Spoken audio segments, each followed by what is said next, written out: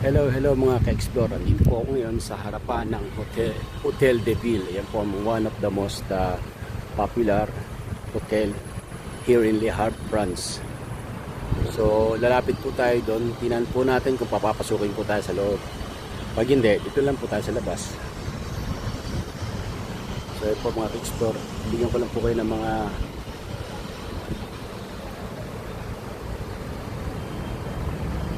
good footage para po makita nyo kung gaano po maganda ang mga bansang napupuntahan namin.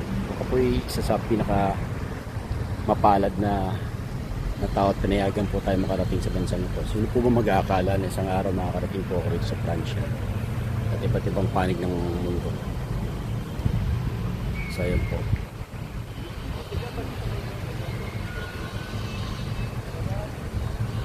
So tayo doon.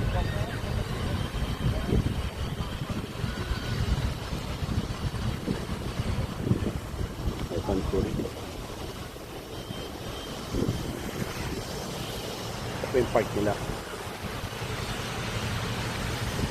Park. Ayan park.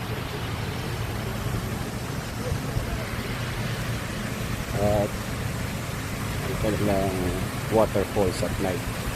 Ang waterfalls po nila na fountain show po rito sa gabi lang po binubuksan. At meron po siyang ilaw. Hindi natin maaabutan sapagkat tayo po ay alas mamaya alas 7 ng gabi.